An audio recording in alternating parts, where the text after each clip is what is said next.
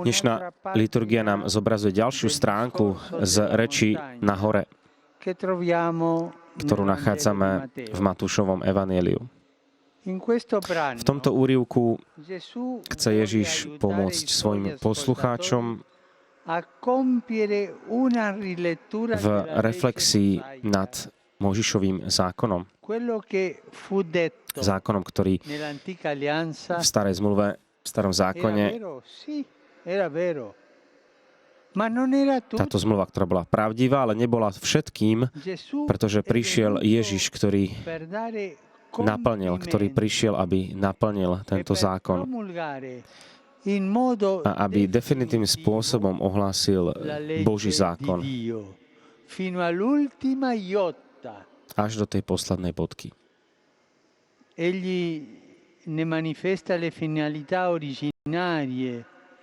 Ježiš naplňa tieto mnohé aspekty a tú pôvodný zámer obetuje seba samého na kríži.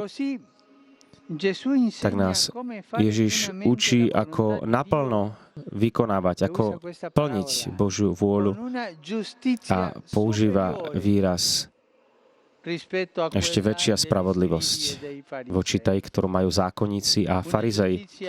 Je to spravodlivosť, ktorá je oživovaná láskou, milosrdenstvom a preto je schopná realizovať podstatu Božích prikázaní a vyhýba sa rizikám formalizmu.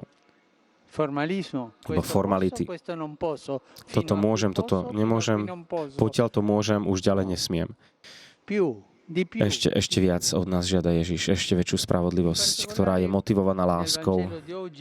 A práve v dnešnom evanjeliu Ježiš hovorí o troch prikázaniach, o troch aspektoch. Hovorí o vražde, o cudzoložstve a o prísahe. Čo sa týka príkazu nezabiješ,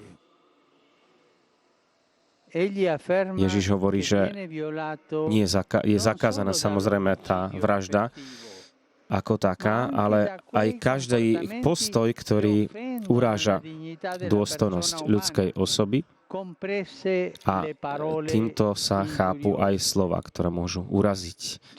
Niekedy môžeme aj slovom akoby zabiť človeka. Isté, že takéto slova nemajú tú váhu, alebo takú istú váhu ako vražda, ale sú na tej istej línii, pretože tieto skutky zjavujú určité zlé zmýšľanie, ktoré máme o druhom človeku. Ježiš nás pozýva,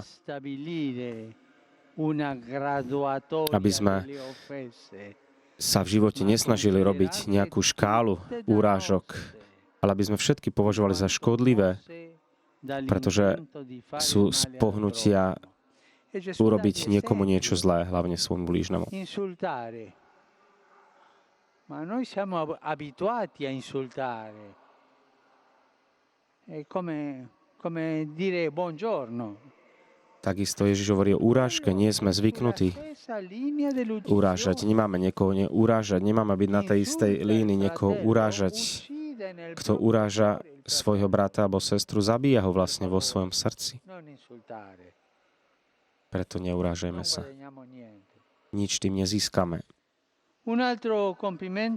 Ďalším prikázaním je vzťah v manželstve, pretože cudzoložstvo sa naozaj považuje za prekročenie práva vlastníctva medzi mužom a ženou. Ježiš ide až ku koreňu zla.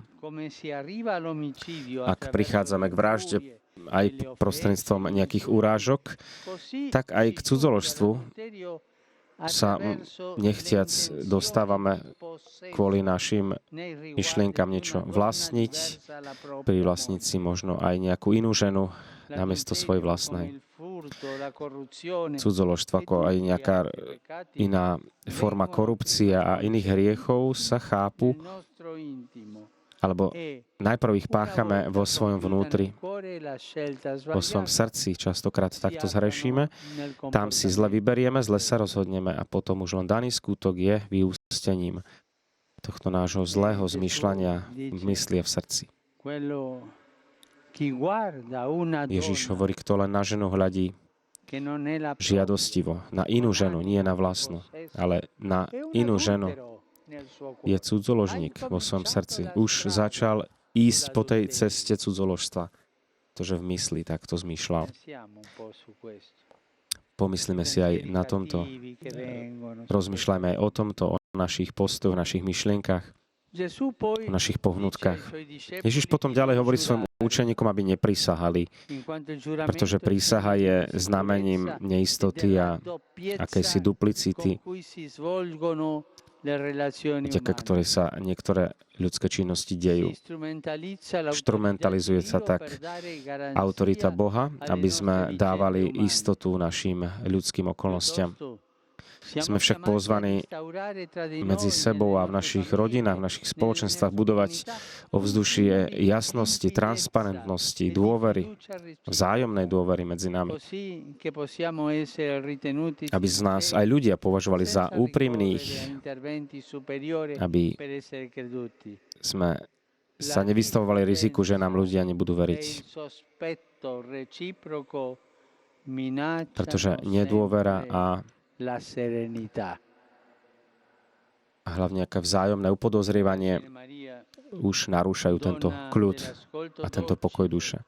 Panna Mária, ktorá bola vždy tou vnímavou služobnicou, vždy poslušnou, nech nám pomáha, aby sme sa ešte viac primkli k evanjeliu, aby sme boli kresťania nie len zvonka, nie len z akejsi fasády, z vonkajšieho pohľadu, ale aby sme boli kresťania vo vnútri, v podstate, v našej substancii. Je to možné vďaka milosti Ducha Svätého, ktorý nám dáva všetko z lásky, aby sme mohli konať s láskou, aby sme mohli tak naplno plniť Božiu vôľu. Už teraz sa pomodlíme so Svätým Otcom Anjel Pána. Ave Maria, gratia plena, Dominus tecum, benedicta tui mulieribus, et benedictus fructus ventris tui, Iesus. Santa Maria, Mater Dei, ora pro nobis peccatoribus, nunc et in hora mortis nostre. Amen. Ecce ancilla Domini. Fiat mihi secundum verbum tuum. Ave Maria, gratia plena, Dominus tecum, benedicta tui mulieribus, et benedictus fructus ventris tui, Iesus. Santa Maria, Mater Dei, ora pro nobis peccatoribus, nunc et in hora mortis nostre. Amen. Et verbum caro factum est. Et habitavit in nobis. Ave Maria, gratia plena, Dominus tecum, benedicta tui mulieribus, et benedictus fructus ventris tui, Iesus. Santa Maria, Mater Dei, ora pro nobis peccatoribus, nunc et in hora mortis nostre. Amen. Ora pro nobis, Santa Dei Genitrix. Udini e ficiamo promissionibus Christi. Gratiam Tuam quesumus, Domine, mentibus nostris infunde, ut qui angelo nunziante, Christi Filii Tui, incarnationem coniovimus, per passionem eius et crucem, a resurrectionis gloriam perducamur, per unum Christum Dominum nostrum. Amen. Gloria Patri et Filio et Spiritui Sancto. Sic ut erat in principio et nunc et semper et in saecula saeculorum. Amen. Gloria Patri et Filio et Spiritui Sancto. Sic ut erat in principio et nunc et semper et in saecula saeculorum. Amen. Gloria Patri et Filio et Spiritui Sancto. Sic ut erat in principio et nunc et semper et in saecula saeculorum. Amen. Pro fidelibus defuntis, requiem aeternam dona eis Domine. Et lux perpetua ducete eis. Requiescant in pace. Amen. Sit nomen Domini benedictum. Ex hoc nunc et usque in saeculum. Aiutorium nostrum in nomine Domini. Qui fecit caelum et terram. Benedicat vos, omnipotens Deus, Pater, et Filius, et Spiritus Sanctus. Amen.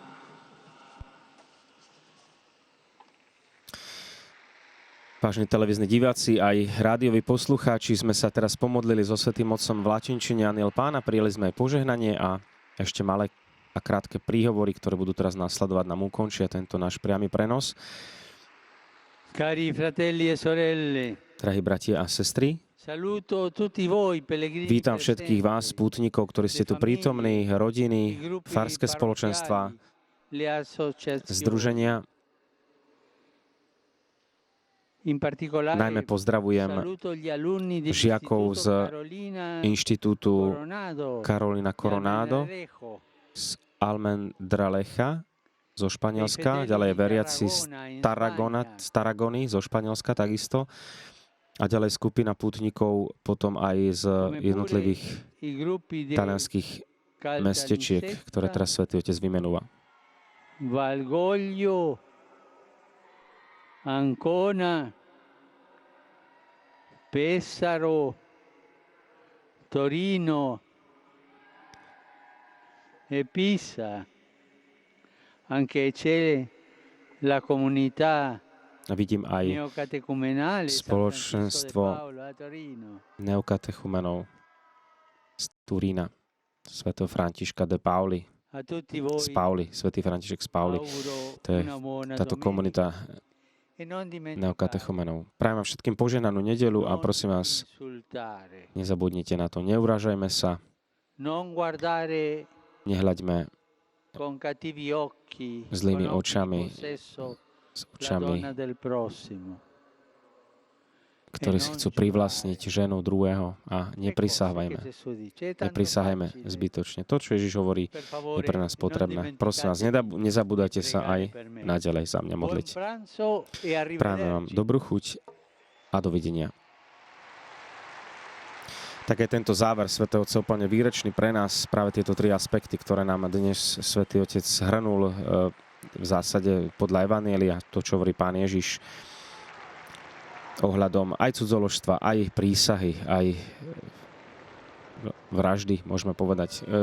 Je to pre nás pozvanie skúmať aj tie naše postoje, naše myšlienky, to, čo máme v srdci, zo srdca pochádzajú aj tie dobré úmysly, ale aj tie menej dobré. Tak skúsme sa aj skúmať počas nastávajúceho týždňa, byť vnímaví na podnety, ktoré nám Boh ponúka, aby sme sa takto posväcovali. Ďakujeme za vašu priazeň, tešíme sa opäť na ďalšie priame prenosy z Vatikánu. Lúči sa s vami v mene televízie Lux, v mene technikov z Bratislavského štúdia a požehnanú